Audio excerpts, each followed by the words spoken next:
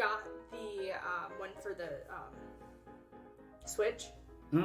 Not the yarn one, but the other one. There's like 2 that are out right now. And one has Meta Knight in it, and that's literally all I cared about because, you know, I am a simp for Meta Knight. We all know this. We should all know this at this point. That's where the podcast is starting, right? Yeah. So, welcome to the podcast. We're Aaron. I'm your host, Aaron, the Supreme Overlord, simp for Meta Knight, your local library human. Goblin. Yes, your local library goblin who you always just find hiding in the heritage room, like hissing at people until they do what she wants.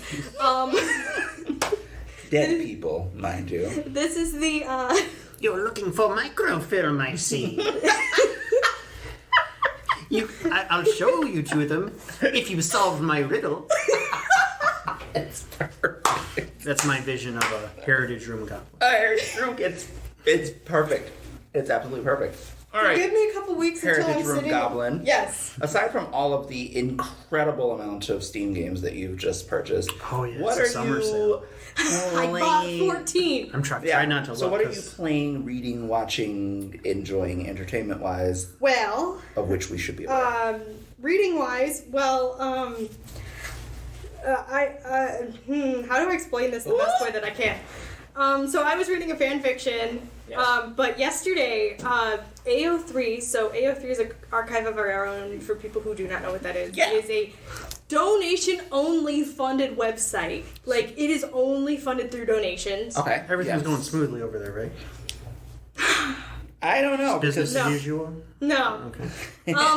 And so they're funded only through donations, and essentially, like, that's just how they operate. It's run by volunteers, too. Like, that is the main thing that you have to realize, that this is all done by volunteer people. Yeah. They got DDoSed yesterday. What does that mean? So, DDoS is it's basically an attack. It's so hard to explain what a DDoS is. But essentially, a DDoS, it's a distributed denial of service.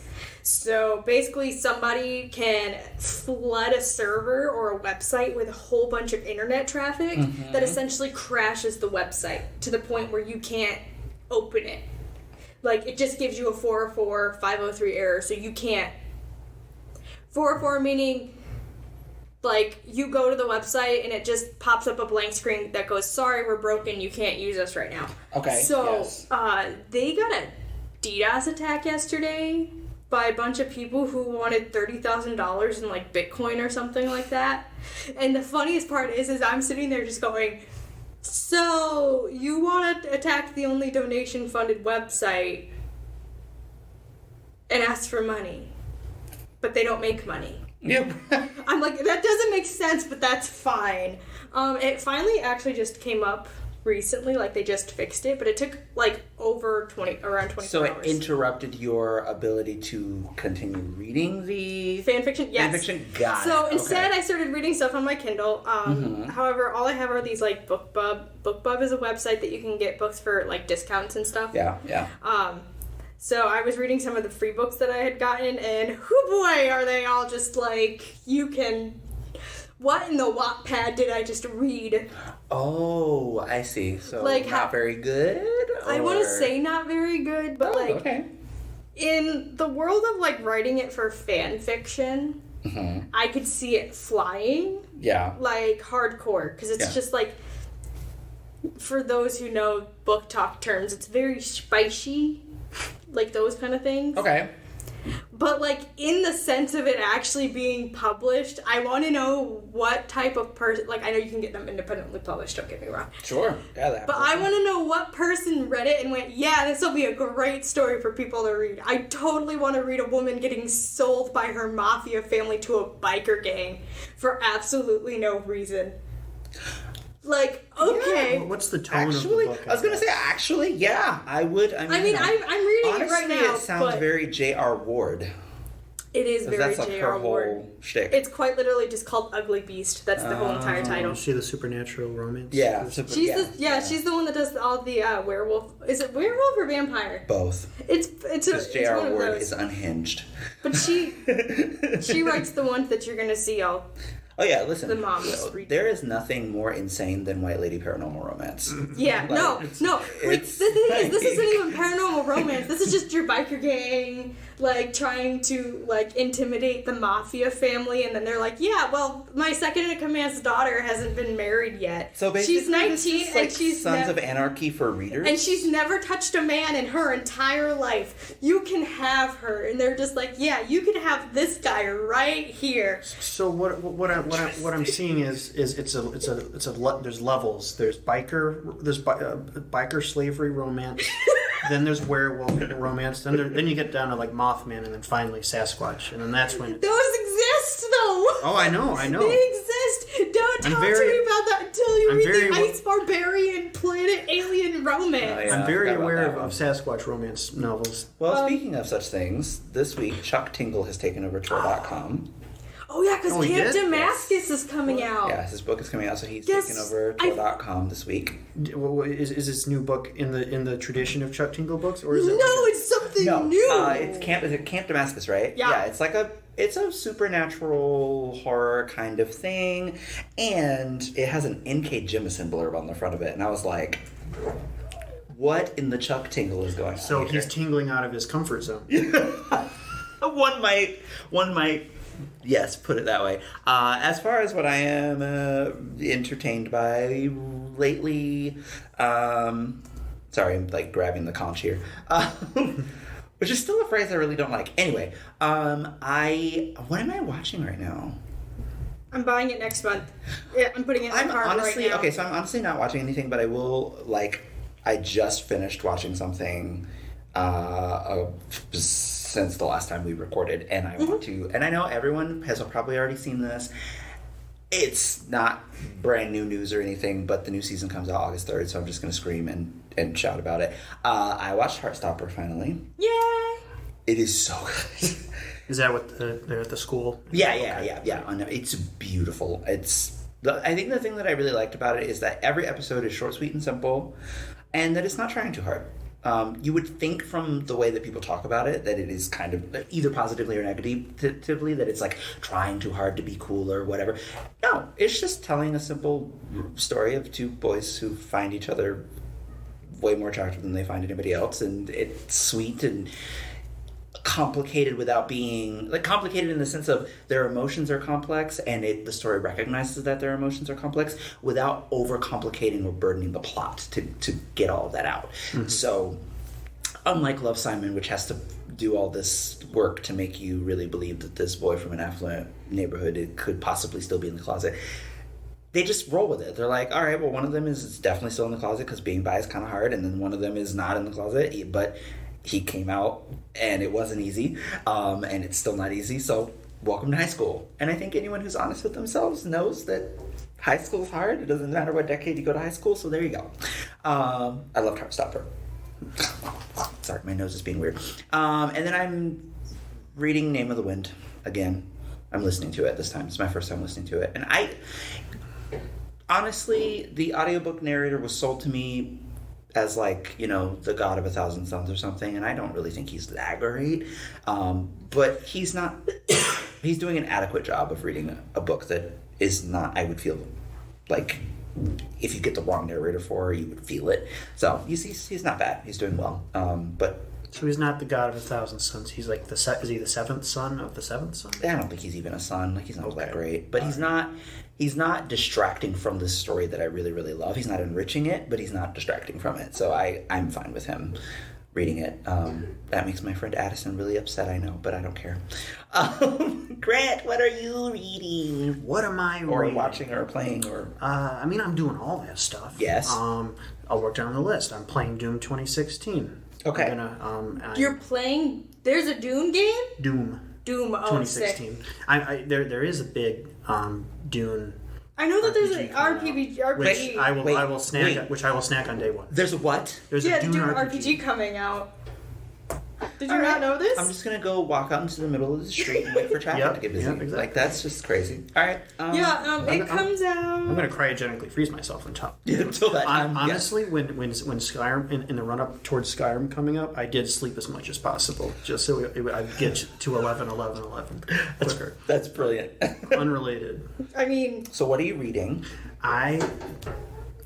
Hello, patron. Knocking upon our door. Knocking on our door. I just started The Invisibles, the series by Grant Morrison. Ooh. I've kind of heard it described as like his magnum opus. Really? It's super long, so it's definitely a long-term commitment. But I'm really enjoying it so far. Like it's Okay. I love Grant Morrison. like first issue, it's already pretty wild.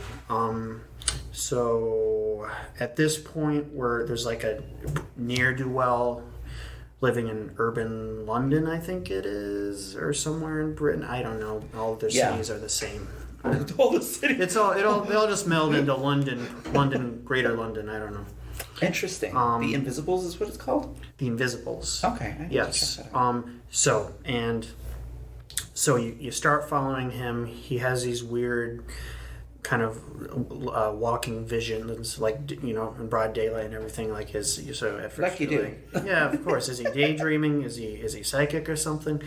And then you slowly start getting introduced to these other characters and the world, or this other world that kind of exists under our world. So okay, the Invisibles it's a secret society of individuals who, to like oversimplify it, they're fighting bad vibes, like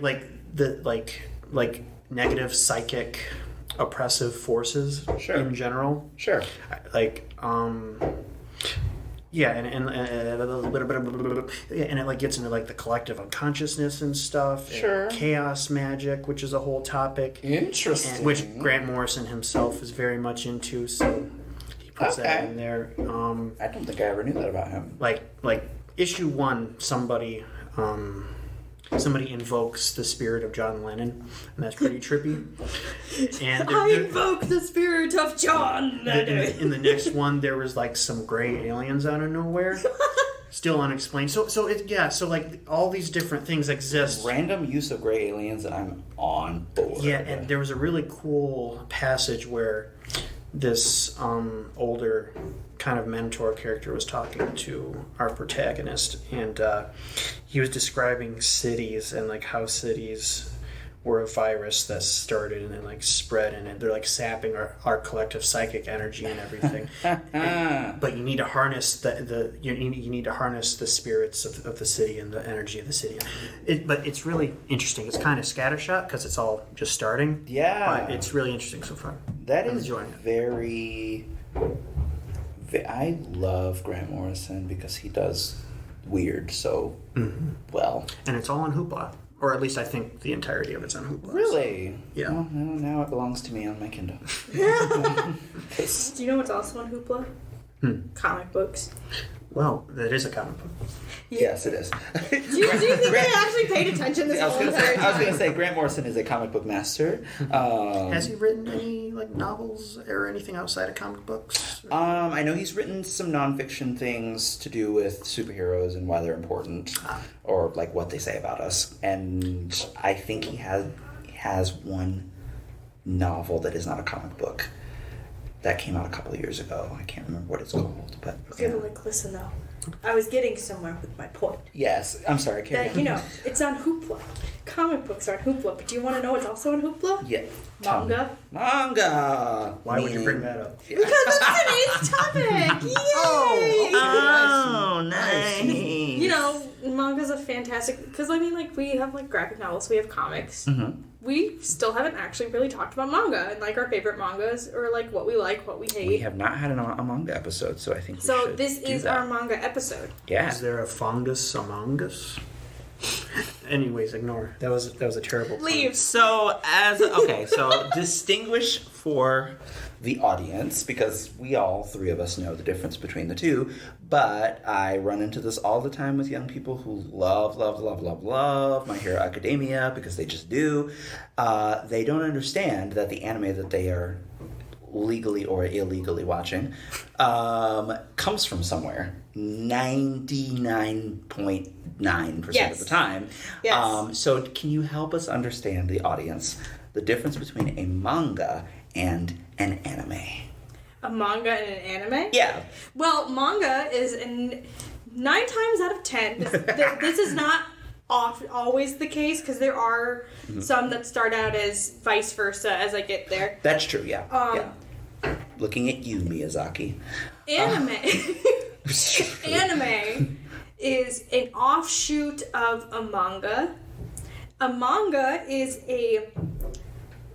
I want to say the word graphic novel, but it technically is not. It's a different. It's its own. It's its own genre like a of comic things. book. Kind of, but not really. Manga are created in Japan by Specifically, Japanese. yeah. Specifically in Japan. That is where the term manga comes from. Yeah. It is specifically created by Japanese authors And creators, yeah. And creators. Which is why Avatar: The Last Airbender is not an anime. I'm sorry, carry on. Thanks. Just had to get that To out there. continue that onward, there's also the Korean offshoot of manga, which is called manhwa. Oh, I didn't And know. it is they are similar in different ways. However, both of them touch different genres. And anime is, while it is Japanese as a title, and it typically refers to Japanese manga as where it pulls source material from. Yeah. There are some that come from Korean manhwas and also. Oh, okay, that's cool. I don't And know that. there are some animes which are created from American Western groups. Oh, okay. It's a style and it's a type. Right. So it's not specifically just by, like, it may Right. be predominantly by Japanese creators, but The not main necessarily. thing, especially to go on your point, because you were just saying like Avatar's not an anime. You're not wrong. But you're not right either. Because here's the thing, it's the way that it's animated. Yeah, that makes it's it not, different. Yeah, it's It not is the way- animated like an anime. It is drawn differently. Yeah. And that's how you can tell the difference. Anime has a different, like, I want to say je ne sais quoi about how it looks and If how you it want to feels. know the difference between, for me, I mean, I could be wrong Yes. about this, but if you want to know the difference between Avatar: The Last Airbender and any anime on the planet, just look at the way that the creators drew the hair. Yes. Look In at the way- anime, hair is always unhinged AF. It's always gravity defy. Yes. I have a question. Yes. So why is it that manga is dictated by the country of origin, but anime is more, it's dictated by aesthetic Because properties? over time, anime has evolved in Yeah. the genre that it is. Yeah. Technically, if we want to be really accurate, we could say that graphic novels are the Americanized, westernized version of manga, because it's kind of. I've never thought of that before. If you wanna like go that reach, that's the easiest way to describe it. I would agree. However, there is a difference between manga and graphic novels specifically in the fact that graphic novels have more action. They're more action oriented as opposed to Like, overall, like, Yes. would you say that graphic novels tend to... And I think this has they changed focus more in the on last... action scenes. Well, manga is much more serialized. Yes. A graphic Mon- novel is a mon- single piece of work. Yes. That's a stretch. Well, That's a major stretch, they can and be you co-op. know it. Well, like Watchmen was issued and it was split up. So is The Invisibles. Almost every comic But book The we've ever Invisibles heard. isn't a graphic novel. It's a I, series. see, no. Here's... But is The okay. Invisible I'm gonna- technically a comic? I'm gonna... So I'm technically, go- wouldn't it be- I am I mean, quibbling. the I am comic- quibbling the comic- because I am only quibbling because Neil Gaiman quibbles, and if anyone has the right to quibble, it's the guy who created Sandman. I follow him on Tumblr and he's fantastic. When he started out, him, Grant Morrison, Alan Moore, all of them, and all of their stuff, like their great works, were all serialized. Mm-hmm. So for them, they're like, it's comic books. We write comic books. But then, by the time they were all popular, like a decade into their careers, people would walk up to them at parties and be like, so you wrote that graphic novel. You don't write comic books. And he was just like, what? Now, I grant you, that graphic novel, the definition for graphic novels has expanded to such a point that's something kind like of the main... something like Saga, for example, right? Saga, I think, has, because it doesn't serialize quite in the same way. I mean, it kind of serializes. Yeah, they're lengthy installments. Yeah, they're meant to be big, epic, multi-volume stories in a way that is similar to manga. I would say that manga and comic books, like old school comic books and manga, have way more in common. Yes, absolutely. Than how we think of graphic novels now. Yeah. The culture of it too is even like more insane if you like want to go in that direction as well. My question, I think, about that is like, because manga is huge in terms, and when I say huge, I mean like the number of genres that manga, the style and the absolutely can serialize, has always been massive. Whereas I think like with American comic books, the superhero was the name of the day for decades, and it took. We're only like just recently like getting out of that. It's all superheroes. And it started with a bunch of British national obsessives going, "Hey, we want to write comic books," and then writing comic books that weren't superhero oriented, and that changed the shape of things. But we're still like.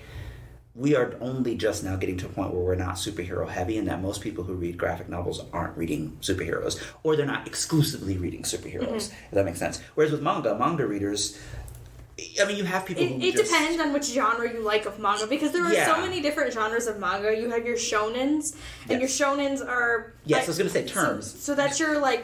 It's so hard to explain. Would it be easy to say just magical boy for shonen? And then shoujo is magical girl, or is that too oversimplified? No, because shoujo is not magical girl. Oh, never mind. Shonen is it's typically a young male protagonist is usually what a shonen is. But that's where so it can be anything, it doesn't have to be action oriented, it's just shonen is for young boys.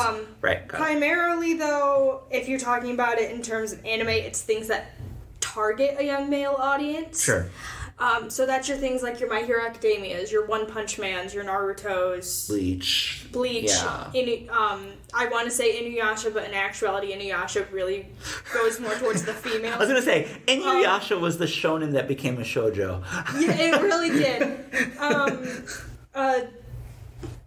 However, in anime, there's also other things such as, what do I want to call it? Seinens, which is also more towards male audiences as well. That's like adult male, though, isn't it? Yeah, that's like Berserk and JoJo's Bizarre Adventure. Yeah. Shoujo is technically towards female audiences. However, the main thing that you should know when we say like shonen, seinen, shoujo, those kind of things, that's just the target audience. There's still genres that go along within that. Oh, so that's like... Okay, so that's audience. It's like saying YA or middle grade or adult, but the main thing is like within shonen you have like My Hero Academia, which is a slice of life high school manga that has action, adventure, superheroes, right? Yeah, right. But in that same genre, you have Naruto, ninjas, fantasy world, like historical periods. Those kind of things, right? So those are two completely opposite ends, and then you also have One Piece, fantasy, pirates, those kind of things. Fruits Basket's technically shoujo, because the main character is a female, and it's technically targeted towards female audiences. Now that is a fantasy manga. However, it's also technically slice of life because while there is a lot of drama involved, the fantasy element is dialed all the way up. The angst is also dialed all the way up. Yeah, that's true. The tears that you cry after you reach like volume 13 and continue onwards goes all the way up. I was going to say, this is going to be one of those slow burns, isn't it? Because volume 1 was pretty slow burn. No, so... I was surprised to find out. So the difference between like the manga having that and then you have your anime is the anime usually derives from the manga as a way to entice people to read it. Oh, that's interesting. Like, so that's intentional. I didn't realize that. It's almost intentional. A lot of times, though, like, so, for example, I will use Fruits Basket as a major example because of what happened to it recently, like With in the the last, new in Fruits the, Basket? yes, in Yeah, the last yeah. couple years or so. So initially, Fruits Basket came out. Mm-hmm. Fruits Basket had like 11 or 12 different books, and then the anime came out. Yeah. Initially, like in the early 2000s. I want to say early 2000s. I think it's like late 2000s. Yeah. But it's around that frame, mid 2000s, whatever. Yeah. That anime, the original anime, is only from the first 3 books. That anime covers the first 3 books. Interesting. So then they had to And complete it by doing a new series, or no. So usually what happens is after that first season, there's absolutely nothing else. Like it's usually just that first season, and that's used to entice people to go back and go read all the rest of the manga. Especially because during that time, and you see this now with My Hero Academia and stuff, it's a little bit better now because they'll come out in like the books and everything, and anime is continuing onwards to continue on with it. Yeah. My brain just went like... but, like, you read them, and it's supposed to entice you to go read the rest of the books to get you to buy them, to wait for the next to series. get you to buy them. Or, in the case of serialized manga, so it comes out in, like, Shonen Jump. Yes. It's to get you to be caught up at some point, so you have to go back and you have to go get all the back issues and read onwards. Or get the books. Oh, so it's a giant marketing scheme. It's a giant marketing thing. Japan. And so you see that with, like, especially with shoujos, and I will say Shonen is a little bit better on this because the action-adventure anime, and I'm going to say this completely wholeheartedly, and everyone else can disagree with me, but I know I'm right. The shonens will have more of an option to continue onwards. Yeah. Especially if it's action-adventure oriented, and all of those will continue just getting episodes after episodes, and we're gonna Bleach is a perfect example of that. Naruto, Death Note. The big ones. Yeah, they're like all of those are action adventures. Full Metal Alchemist Brotherhood. But then you have your shoujos who are also really big. So your Yuri on Ice. You have Haikyuu, Sailor Moon, Fruits Basket. Not really Sailor Moon because Sailor Moon did continue on for a hot bit there, but that one had action adventure in it. The ones that are all slice of life or romancy usually only have 1 season, and then you have to go buy the rest of the books to continue on. Oh, yeah. It's the same thing. So I put Oran High School Host Club, the manga, into the collection because I donated it. Yeah. And we had the first season. The books that I donated to you cover that first season. There will never be a second season of that anime. Really? No.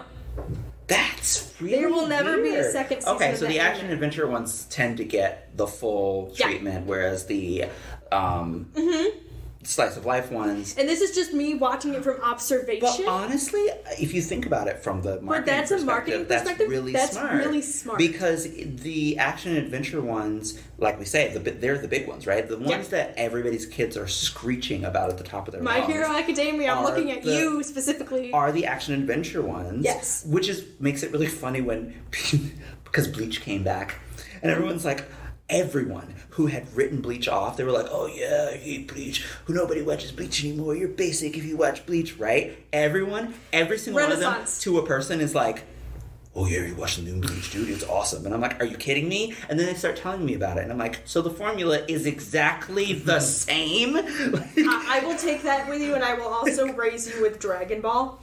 Oh. Dragon Ball does the exact same thing. Where, I don't know if anybody else is familiar with Dragon Ball, but I grew up on it. Quite literally. Haven't. I grew up with it because my cousin would watch it, and we'd watch it late at night. I had no idea what was going on. Other than people were punching each other. I literally watched it not from the full beginning because I was way too young for the beginning, but because of my brothers, I watched it from beginning to like whenever it got off Toonami. Like I watched it religiously. Yeah, it was a big one. When you talk about it, people are kind of do the same thing where they just kind of like write it off. But as soon as a new movie comes out, because they're still pumping out content for this decades later, you have everybody rushing to box office to go see it. Yep. It's a disease. No, I'm just kidding. Granted, the live action Dragon Ball was horrendous. We That's the only thing I've ever heard about the live action Dragon Ball. I went and saw it in theaters. So It was absolutely the worst thing I've ever saw in my entire life. I'm sorry. But, like, I mean that in, like, the best way possible, but, like, they totally make everything, like... Didn't they just have Piccolo as some guy in Greece? Yes! No, the I'm main... Piccolo. It's called Dragon Ball Evolution, and the Dragon Balls are in it, and they're all in high school. It's like a high school AU of Dragon Ball, and it makes no sense. So, with manga, Yeah. what are some common components? I mean, as much as you can go, because, like, as we were saying, there's so many genres. It depends. Okay. So, if we go with shonen, so I will just use the most, like, popular thing that I can. Yeah. Shonen, usually you have your young male protagonist, and this protagonist is typically usually in high school because that person usually, or high school age. Yeah. Naruto is a little bit of an exception because he was 12 when he started in the show. Yeah. But, like, usually 12, 13, high school age. Yeah. And you see this also with, like, Death Note, because Light Yagami is technically a high schooler at that point, I think. Oh, yeah, he's totally high school. He's, I like, think 17. He's studying to go to college, isn't he? Yeah, he's, like, 17 or something. Yeah. But, like, you usually have your male protagonist. Usually there is some type of heavy action type going on. And I mean this in the nicest way possible. You usually have somebody fighting over something. There's usually some type of corruption plot. Okay, sure. So, for example, in My Hero Academia, there's the whole entire, I'm trying so hard not to spoil it. There's, like, subplots with, like, some of the higher-ups in the hero industry. That's also a problem. But then there's also, you know, the main stories about the kids. There's, some type of corruption. The main corruption I can think of that's the most mainstream that everybody should probably already know about if they know My Hero Academia is Todoroki's dad being the number 2 hero. Like, one of the highest ranking heroes, and he's an absolute horrible person to his children. Oh no, you just spoiled the whole thing. Now what am I going to do? How am I totally going to didn't watch even it? spoil the whole entire thing. I know, I'm just If you watch kidding. the rest of it, you'll understand why I don't even know what that means. No, that, like, he, like, I don't literally know who Todoroki is. He's the half and half kid. He's got half white hair, half red hair. Oh, I've seen his picture. Yes. His father basically grooms him to become, like, the most, like, popular hero. Oh, I think and I've he heard people trains talk him about him. horribly, Okay. and it's, like, basically, like, borderline CA. Okay. But, so you have some type of corruption or type of, like, scandal going on in Naruto that can be prefaced by the fact that all the Jinkyuriki, which is all the little demon people, like, demons hiding inside all the different, like, main characters, all of them are actually weapons of mass destruction being hidden inside people used as a failsafe. Sure. To protect the villages. Right. But nobody really knows that. Or you could go with Sasuke's route where his whole entire family is staging a coup and he's actually technically... And so his brother actually kills them so like of the coup. Okay, so like the corruption plot in Brotherhood would be the whole homunculus thing. Like that's the... There's usually some type of corruption plot or some type of like conflict plot that goes along in there that just kind of makes the storyline go on. There's a homunculus? Yes. You usually have if you go the anime route, you usually have a lot of filler, and a lot of filler usually includes a beach episode. I'm not kidding. I know. Bleach. And then Even Avatar has a beach episode. Yes. Yes. That's you are really trying to force everyone to be an anime, aren't And then you? there's usually and I want to say this as nicely as possible, but I don't want the fangirls to come for me. There's usually some type of romance that comes on, and while everyone wants it to be the male romance, it's usually straight. Oh, well, of course. Because the one thing that it's fascinating to me about manga and anime is how unafraid of homoerotic tendencies they are. No, yeah. But when it comes to the romance of the story, it's always hetero. And I'm like, what is going on? Or even just gender roles. They don't actually... The gender roles are not very strict at all. I mean, one of the most incredible and fascinating things about Fruits Basket is when... in the first volume, when what's-his-name shows up to... they're planning a school event, and they're like, oh my god, he should dress as a girl in order for us to sell more rice cakes or whatever. Was it Momiji? Was it? No. No, Was it Yuki? It was Yuki. Yeah, it was Yuki. He's the only one that was They're like a girl. They're like, yeah, let's, yeah. And he goes, yeah, sure, I guess. And no one makes fun of him for it. No. Except himself. He clowns himself. He's like, oh, do I have to walk around like a girl? And they're like, yeah, but you agreed to do it. And all of the girls are like, oh my god, he's still so pretty. No, yeah, like that's kind of like the whole entire thing. That would never happen. So in you American usually have a comic romance book, in there, ever. and the most hilarious part is every single time there is a romance, though, especially if it's a male-female romance, the author usually tells you that he sucks at writing females, and then also says that he sucks at writing romance, and then he constructs like this romance that you see that's just happening, and everyone totally can get it from the storyline. So yes, I'm looking at you, Kishimoto of Naruto. I don't write females very well. Here you go. It seems like such a strange Granted, to be honest, though, he does not write females very well because, I have some caveats there. Interesting. Okay. Well, at least he's honest. So he's completely honest about that. And yet somehow he was able to write one of the biggest mangas and animes of all time. See, that's just... It's kind of... sexism. Yeah, and he quite literally has the most popular male-female ship in the entire universe. Gross. Like... well, it's no Tuxedo Mask and Sailor Moon. No, but for decades running, like Sasuke and Sakura, despite the fact that they had never actually interacted with each other for years in this manga, were still the number one ship in Japan for the longest time. Made no sense, but here it was. So you usually have that. That's usually some characteristics of a shonen. I don't really read a lot of seinen, so I don't read a lot of Berserk or JoJo's Bizarre Adventure because I'm more into my slice of life. But I presume because they're targeting a male audience, I would assume that they kind of hit the same boxes, but at a higher level because it's more adult oriented. So you can put a whole lot more adult context in there, and more sexy, or more whatever. Yeah. Sure. For shoujo, you usually have, and I'm going to use one of my favorites for this. I'm going to use Hana Yori Dango, which is Boys Over Flowers for people who don't actually know what that is. Sure. The premise of the whole entire manga / anime / the thousands of iterations because it got turned into live actions multiple times, and the two main characters who play the main male and female character actually got married in the Japanese one. Okay. They are legitimately married now, which we all knew would happen. We were all excited about it. But anyways, interesting. There's usually some that's set in high school. There's usually some male protagonist along with your female protagonist. Sure. That she's falling in love with, obviously. That she falls in love with, or she does not at first, and it just depends on which manga that you're looking at. And specifically to Hana Yori Dango, she does not fall in love with him because he's her bully. Oh. So that's interesting. Because there's a thing called the F4, and that's the flower 4. So they're the 4 richest people in this whole entire school because it's a school for rich people. Sure. And they have this thing where if you cross them in any way, shape, or form, you'll open your locker and you'll get a note in your locker, and that tells everyone that they are full game and they can bully you, and they basically bully you out of school. The main character of Hana Yori Dango, she is the only poor student, and she's on a scholarship. And so she's very strong, bullheaded.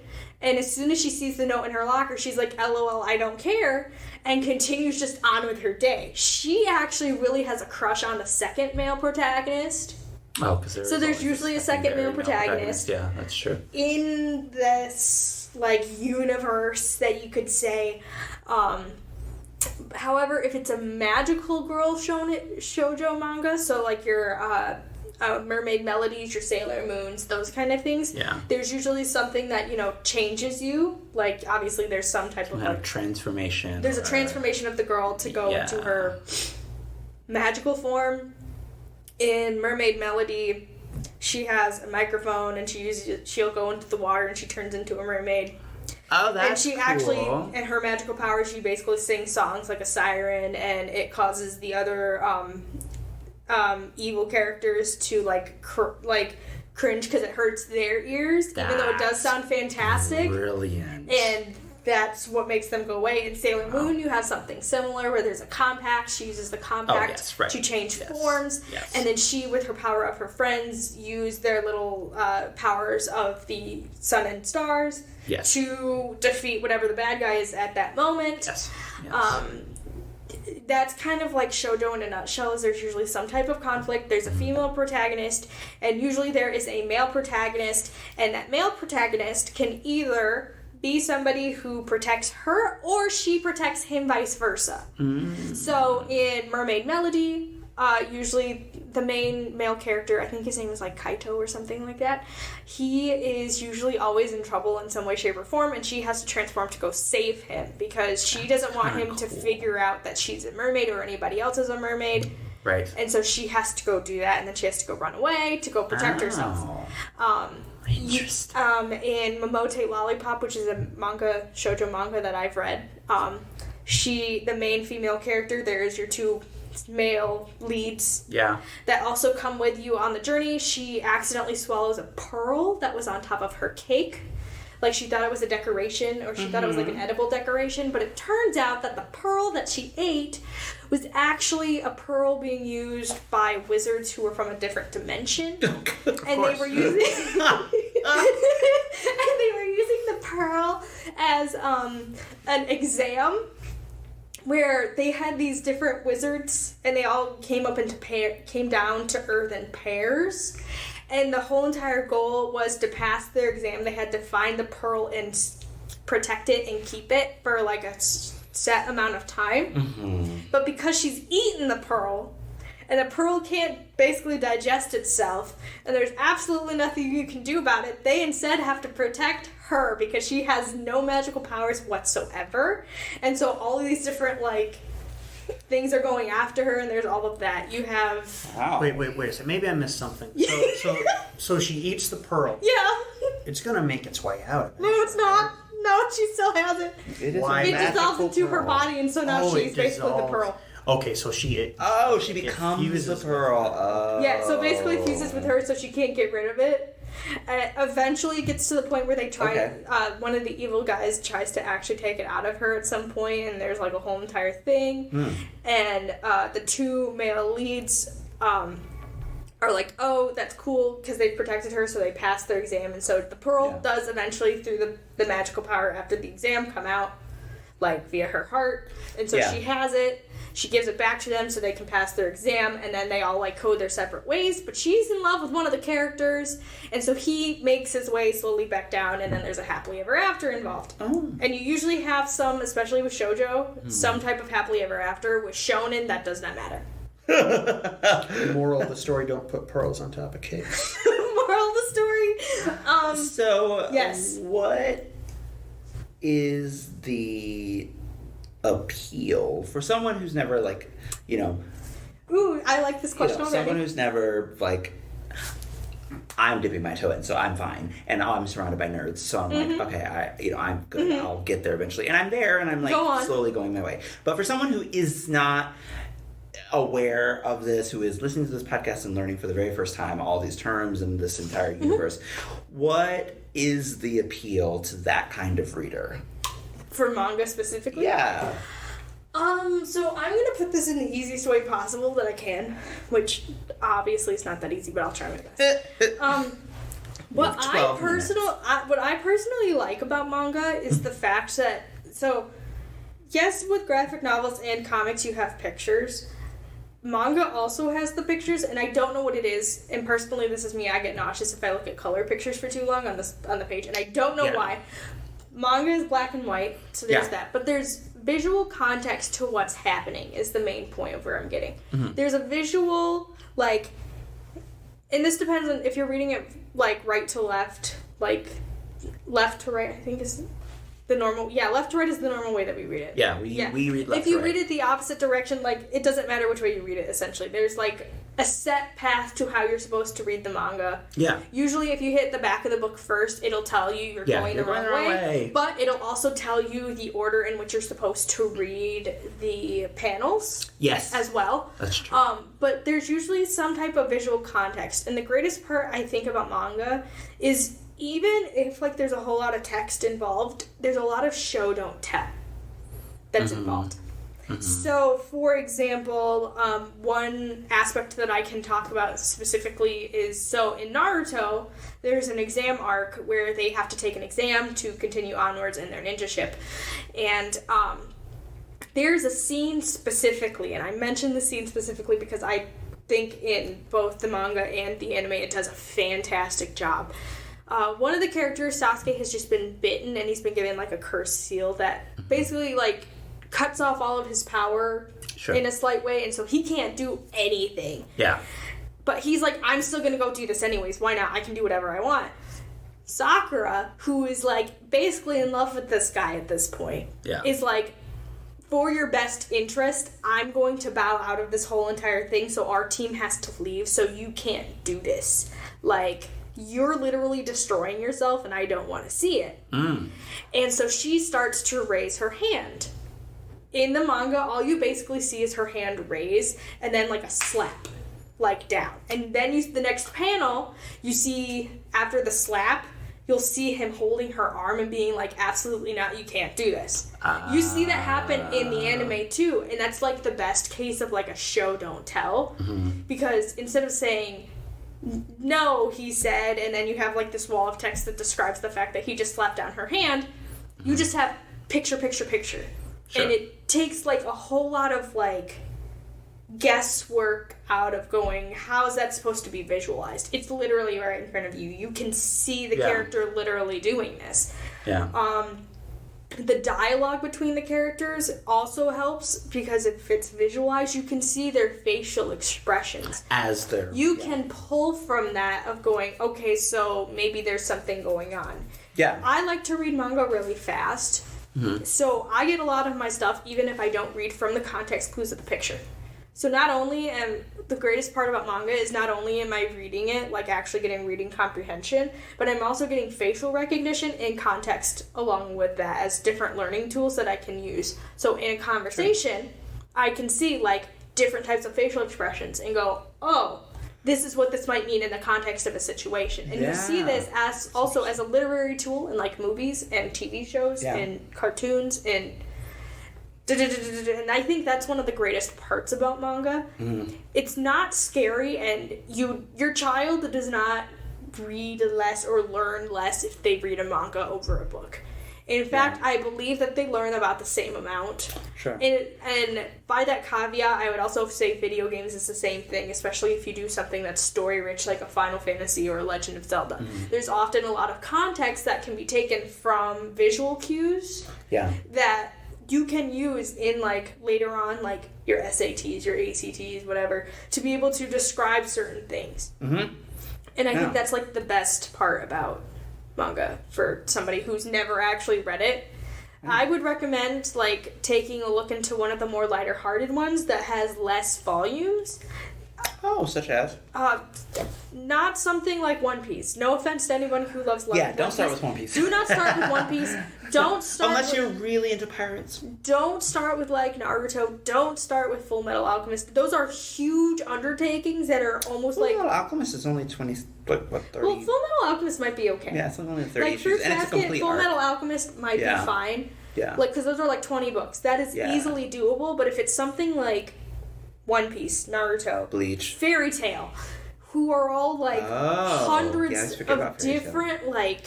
hundreds of volumes or like huge amounts. Like I think Naruto made it to like 90-something volumes at the very end. Wow. Like that's a lot of undertaking, and that is a lot of context that you have to know, and especially like it's great that they're finished. But that's you have to keep up with it all once that's a lot to that's a big get in there. It's like trying to start the Wheel of Time and you've never read a fantasy. Right. I would also say Don't like do it. It's also like jumping into like a Harry Potter book and not knowing exactly what's going on for a while because you've jumped in there. You've jumped in like the third book. Yeah, maybe don't do that. So it's kind of like doing that. It's a lot. I would recommend personally, one, visiting your local library and seeing if they have a manga collection, and then two, when you're visiting their collection, because one, you don't have to pay for it, and two, usually they'll have the first volume of something, and if not, they can get it for you. pull out a couple different... The first 2 volumes of a manga, read the first 2 volumes and see if it clicks for you. Yeah. Because that's how you're going to find the best genre for you in a manga. Yeah. So, for example, I started reading Bungo Stray Dogs when I started watching it. I absolutely adore it. Yeah. However, for some weird reason, I can watch One Piece, but I can't read the manga. I can't get into it. Oh, interesting. Okay. Because I feel like it's just way too much to, like, go off of. Yeah, sure. But I read the first 2 volumes, and that's how I'm able to get that. Ah, okay. So I would recommend that. Cool. Libraries. Ad grant. Do you have a question for us? I do. One of them I think we've done already, but Okay. I'm just going to ask it, and if we have done it before, I'm going to throw it away. Would you rather paperback or hardcover? Paperback. That doesn't surprise me. Actually, paperback. Actually, there's read actually manga, of course. No, there's a reason behind it. When I was a kid, my parents and I would know the difference between if it was our book or the library book, because the library book would be hardcover and we would have paperbacks. Oh. So that's how we would be able to tell the difference. And so now I just buy paperbacks because it's just easier if I am a hardcover queen. I have become much, much more amenable to paperbacks than I used to be. But depending on the hardcover, I sometimes don't like the texture of the hardcover because it feels weird. And when I was a child, I didn't like the dust jacket because I didn't like it coming off all the time, so I would just remove it. I love a good dust jacket. So, like, I don't mind them now, and especially because, like, you're reading it in a library book and it's just automatically, like, taped there and it can't come off. Yes. But, like, as a child reading, I absolutely disliked it because, like, they fall off, and I hate that. So I would just remove them, and then I'd lose the dust jacket. So, therefore, just paperbacks. That's fair.